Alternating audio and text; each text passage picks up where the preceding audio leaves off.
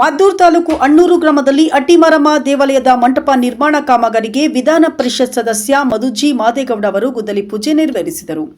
ನಂತರ ವಿಧಾನ ಪರಿಷತ್ ಸದಸ್ಯ ಮಧುಜಿ ಮಾದೇಗೌಡ ಅವರು ಮಾತನಾಡಿ, ಗ್ರಾಮಗಳ ಅಭಿವೃದ್ಧಿಯ ವಿಚಾರದಲ್ಲಿ ಪಕ್ಷಭೇದಗಳನ್ನು ಬಿಟ್ಟು ಒಗ್ಗಟ್ಟಾಗಿ ಕೆಲಸ ಮಾಡಬೇಕೆಂದು ಹೇಳಿದರು. ಇತ್ತೀಚಿನ ದಿನಗಳಲ್ಲಿ ರಾಜಕೀಯ ವೈಷಮ್ಯಗಳು ಹೆಚ್ಚಾಗುತ್ತಿದ್ದು, ಇದರಿಂದ ಗ್ರಾಮದ ಅಭಿವೃದ್ಧಿಗಳು ಕುಂಠಿತವಾಗುತ್ತಿದೆ. ಹಾಗಾಗಿ ಚುನಾವಣೆ ಸಂದರ್ಭದಲ್ಲಿ ಮಾತ್ರ ರಾಜಕೀಯ ಸೀಮಿತವಾಗಿರಬೇಕು. ಇನ್ನುಳಿದ ದಿನಗಳಲ್ಲಿ ಅಭಿವೃದ್ಧಿ ವಿಚಾರಕ್ಕೆ ಎಲ್ಲರೂ ಒಗ್ಗಟ್ಟಾಗಿರಬೇಕೆಂದು ತಿಳಿಸಿದರು. ನನ್ನ ವಿಧಾನ ಪರಿಷತ್ನ ಶಾಸಕತ್ವದ ಅವಧಿಯಲ್ಲಿ ಪಕ್ಷಾತೀತವಾಗಿ ಗ್ರಾಮೀಣ ಪ್ರದೇಶದ ಅಭಿವೃದ್ಧಿಗೆ ಮುಂದಾಗಿದ್ದೇನೆ. ಈ ಗ್ರಾಮದ ಅಟ್ಟಿಮಾರಮ್ಮ ದೇವಾಲಯಕ್ಕೆ 5 ಲಕ್ಷ ರೂಪಾಯಿಗಳನ್ನು ಅನುದಾನವನ್ನು ನೀಡಿದ್ದು, ಮುಂದಿನ ದಿನಗಳಲ್ಲಿ ಇನ್ನೂ ಹೆಚ್ಚಿನ ಅನುದಾನ ಅಗತ್ಯವಿದ್ದಲ್ಲಿ ನೀಡಲು ಸಿದ್ಧನಿದ್ದೇನೆಂದು ಹೇಳಿದರು. ಇನ್ನು ಅಣ್ಣೂರು ಗ್ರಾಮದಲ್ಲಿ ನನಗೆ ಇಂದಿನಿಂದಲೂ ಬಹಳಷ್ಟು ಬೆಂಬಲ ನೀಡುತ್ತಾ ಬಂದಿದ್ದೀರಿ. ಹಾಗಾಗಿ ಈ ಗ್ರಾಮ ನನಗೆ ತವರು ಗ್ರಾಮವಿದ್ದಂತೆ. ನಾನು 5 ಜಿಲ್ಲೆಗೆ ಶಾಸಕನಾಗಿರುವುದರಿಂದ ನಾನು ಎಲ್ಲ ಗ್ರಾಮಗಳಿಗೂ ತೆರಳಿ ಸಮಸ್ಯೆಗಳನ್ನು ಆಲಿಸಲು ಸಾಧ್ಯವಾಗುತ್ತಿಲ್ಲ. ನಿಮ್ಮ ಸಮಸ್ಯೆಗಳು ಏನೇ ಇದ್ದರೂ ದೂರವಾಣಿ ಮೂಲಕ ಕರೆ ಮಾಡಿ ತಿಳಿಸಿದರೆ ಅದಕ್ಕೆ ಸ್ಪಂದಿಸುತ್ತೇನೆ.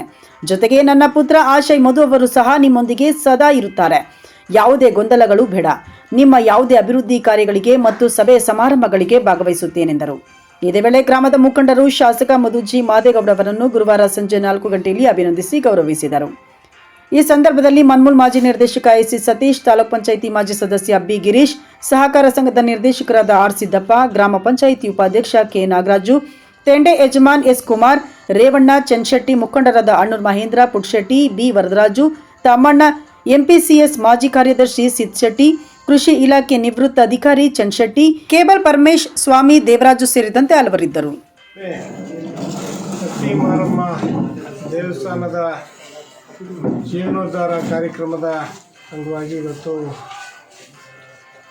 ಈ ಗ್ರಾಮಕ್ಕೆ ಭೇಟಿ ಕೊಟ್ಟು ಜೀರ್ಣೋದ್ಧಾರ ಕಾರ್ಯಕ್ರಮದ ಪ್ರಾರಂಭವನ್ನು ಮಾಡಿದ್ದೇವೆ. ಆ ದೇವರು ಗ್ರಾಮದಲ್ಲಿ ಆಗ್ತಕ್ಕಂಥ ಎಲ್ಲ ಒಳ್ಳೆಯ ಕೆಲಸಗಳಿಗೆ ದೇವರು ಸಹಕಾರವನ್ನು ಕೊಡಲಿ.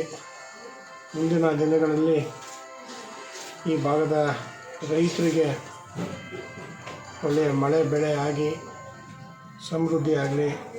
ರಾಜಕಾರಣವನ್ನು ಬದಿಗಿಟ್ಟು ನಾವೆಲ್ಲ ಕೂಡ ಈ ಗ್ರಾಮದ ಅಭಿವೃದ್ಧಿ ಕೆಲಸದಲ್ಲಿ ಜೊತೆಯಾಗಿರೋ ನನ್ನ ಮಾತನ್ನು ಸಂದರ್ಭದಲ್ಲಿ ಹೇಳ್ತಾ, ಮುಂದಿನ ದಿನಗಳಲ್ಲಿ ಈ ಗ್ರಾಮದ ಅಭಿವೃದ್ಧಿ ಕೆಲಸಗಳಲ್ಲಿ ಏನು ಅವಶ್ಯಕತೆ ಇದೆಯೋ ನನ್ನ ಕೈಲಾದ ಮಟ್ಟಿಗೆ ಆ ಒಂದು ಅವಶ್ಯಕತೆಗಳನ್ನು ಪೂರೈಸಲಿಕ್ಕೆ ನಾನು ಪ್ರಾಮಾಣಿಕವಾದ ಪ್ರಯತ್ನವನ್ನು ಮಾಡ್ತೇನೆ ಅನ್ನೋ ಮಾತನ್ನು ಈ ಸಂದರ್ಭದಲ್ಲಿ ಹೇಳಿಕೆ ಇಚ್ಛೆಪಡ್ತೇನೆ.